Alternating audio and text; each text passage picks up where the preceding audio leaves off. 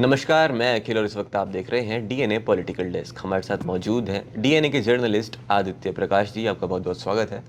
And आज हम बात करने जा रहे हैं जम्मू कश्मीर में होने वाले कल के इलेक्शंस के बारे में। ये कल कल जो इलेक्शंस है वो कल सेकेंड फेज़ का इलेक्शन होने वाला है जो 26 सीटों के लिए होगा।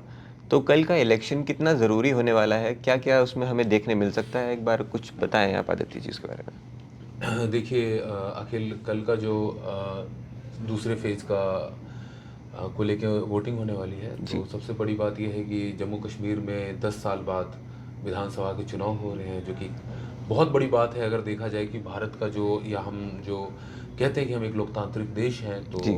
और कश्मीर को लेके कई बार जो हमारे दुश्मन मुल्क हैं, मतलब कोटेशन के साथ मैं बोल रहा हूँ। दुश्मन मुल्क को तो पहले फेज़ में ही जवाब मिल जाना चाहिए हाँ, था। और पहले फेज़ में जहाँ 61% वोटिंग हुई है, जी तो उसको लेके है कि जो जनता है वो बहुत ज़्यादा पार्टिसिपेट कर रही है। और देखिए, कश्मीर को लेकर हमेशा कहा गया कि पाकिस्तान और बाकी देशों का दावा, मतलब जो देश, मतलब बाकी देश में ऐसे मुल्क हैं जैसे कि चीन या पाकिस्तान की मैं बात कर रहा हूँ, जी उनका दावा होता था कि ये जो लोकतंत्र है ये बस दिखावा है। लोग नहीं जा रहे हैं वोट डालने के लिए। लेकिन ये हमने लोकसभा चुनाव में भी देखा, विधानसभा के पहले फेज में भी देखा कि जो बूथ है, बूथ के बाहर लंबी लाइन लगी हुई है। जी और अलगाववादी नेता, जो एक ऐसा तबका जो अलगाववाद की बात कर रहा है, वो भी पार्टिसिपेट कर रहा है। जी इससे बेहतर लोकतंत्र का आपको नज़ारा कहाँ देखने को जी। मिलेगा? और सबसे बड़ी बात कि 370 हटने के बाद भी ये इलेक्शंस हो रहे हैं, तो बिल्कुल उससे भी एक बहुत बड़ा एक जवाब मिल जाता है कि वहाँ के लोग क्या चाहती हैं, क्या जनता चाहती है वहाँ की। बिल्कुल बिल्कुल। और उसको जी लेकर जब हम बात कर रहे हैं कि पहले फेज में जो टर्नआउट है वो 61% का है, जी तो ये अपने आप में, ये जो आंकड़ा है, ये जो डेटा है, अपने आप में एक जवाब है। और देखिए, जब कश्मीर चुनाव की बात हो रही है तो भारतीय मीडिया तो है ही, अंतर्राष्ट्रीय मीडिया भी वहाँ पे उसको कवर कर रही है। और मीडिया, मतलब अंतर्राष्ट्रीय मीडिया के जो पत्रकार हैं वो भी लगातार इस बात को लेके काफ़ी लिख रहे हैं, कह रहे हैं कि जो लोकतंत्र है, भारत की लोकतंत्र की खूबसूरती है कि कश्मीर में जो अलग तबके के लोग हैं जिनकी मान्यताएं काफ़ी भिन्न हैं, जी लेकिन वो भी खुलकर इसमें भाग ले रहे हैं। और देखिए, कल जो चुनाव है, मतलब जो वोटिंग है, उसको लेकर अब हम उस मुद्दे पे आते हैं, तो वो बहुत ही अहम है, क्योंकि घाटी की जो बहुत मतलब खास माने माने जाने वाली जो सीटें हैं, उस पे मतदान कल होगा। और उसको लेकर देखिए, मैं एक आपको एक दिलचस्प चीज़ बताने जा रहा हूँ। जो टोटल सीट है, 26 सीटों पे मतदान होंगे। जी। और उसमें जो मेन फाइट है वो पीडीपी और बीजेपी बीजेपी। और NC Congress, NC national conference और कांग्रेस का गठबंधन है, हमें पता ही है। जी तो उसको लेके भी है। और अगर देखा जाए तो कश्मीर में जो आपको मैं बता दूं कि बेसिकली जब हम जम्मू कश्मीर की बात करते हैं, तो पहले तो लद्दाख तो अब एक अलग केंद्र शासित प्रदेश बन गया है। जी इस समय दो अलग अलग आप मान लें कि हिस्से हैं। एक हिस्सा है जम्मू का, जम्मू का इलाका है। दूसरा जो इलाका है वो है घाटी का, कश्मीर का।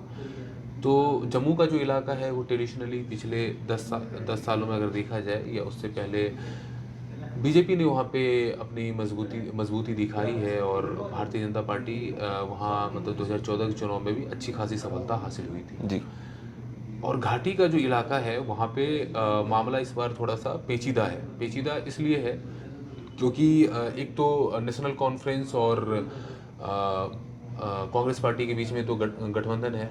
जी पीडीपी इस बार कमज़ोर है पहले के मुकाबले, क्योंकि एक तो पीडीपी की सरकार थी, भारतीय जनता पार्टी के साथ ही लोग 2014 के बाद गए थे।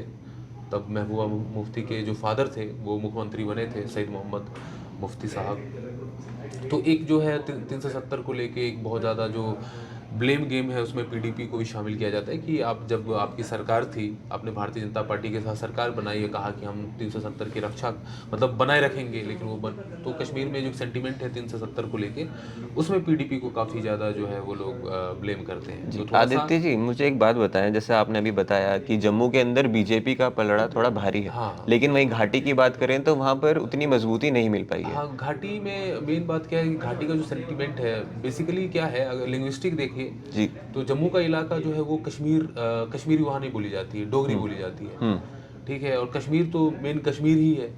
तो वहाँ जो लोग हैं वो तो बीजेपी को कैसे पसंद करेंगे, मतलब वहाँ बिल्कुल। मुस्लिम आबादी भी है ज़्यादा और कश्मीरी लोग हैं, तो वो पसंद नहीं करते। लेकिन मतलब पीडीपी का गढ़ है, लेकिन इस बार जैसे रुझान आ रहे हैं, जिस तरह की बातें की जा रही है, जानकार जैसे बता रहे हैं कि पीडीपी के मुकाबले नेशनल कॉन्फ्रेंस वहाँ मजबूत है और कुछ सीटों पे कांग्रेस पार्टी का भी अपना दावा है और वो आगे चल कांग्रेस पार्टी के नेता काफ़ी बढ़िया भी कर रहे हैं। लेकिन आपको जब इस बार विधानसभा चुनाव की जब हम बात कर रहे हैं तो हमें इस बात का भी ख्याल रखना चाहिए कि जो तीसरा मोर्चा है वहाँ का, वो मोर्चा किनका है, मतलब तीसरा बोल दें चौथा मोर्चा बोले, वो है ऐसे लीडर्स का जो अलगाववादी कहे जाते थे जी। या कहीं ना कहीं कहे जाते हैं, जिसमें इंजीनियर रशीद हैं और चुनावों के बीच उनका बाहर आना, प्रेस बाहर आना। कॉन्फ्रेंस होना। हालांकि उसको लेके भी एक है कि अब जो एक तबका है वो सवाल कर रहा है कि इलेक्शन से पहले कैसे उनको जमानत दे दी बिल्कुल। गई, और उसको लेके तो कुछ लोग हालांकि नेशनल कॉन्फ्रेंस और कांग्रेस पार्टी की तरफ से उन पे इल्ज़ाम लग रहे हैं कि भारतीय जनता पार्टी की बी टीम है। लेकिन यही इंजीनियर रशीद है जिन्होंने बारमूला से बुरी तरह से हराया। किसको हराया? तो उमर अब्दुल्ला, इतने बड़े नेता जो जी। सीएम भी रह चुके हैं। तो मामला काफ़ी दिलचस्प है। और कश्मीर की बात करें तो दूसरा फेज जो है वो बहुत दिलचस्प होने वाला है। मुझे लग रहा है अगर वोटिंग टर्नआउट की बात की जाए तो मुझे लग रहा है कि जैसे फर्स्ट फेज में हमने देखा 61%, मुझे लग रहा है इस बार 65 to 70% वोटिंग परसेंटेज जो है ना, मतदान का जो प्रतिशत है वो जाएगा। जी। तो अब देखने वाली बात यह है कि जम्मू कश्मीर का जो दूसरा फेज़ का इलेक्शन होने वाला है, वहाँ वोटर टर्नआउट कितना निकलता है। और ऐसी और भी अपडेट्स के लिए जुड़े रहें डीएनए के साथ।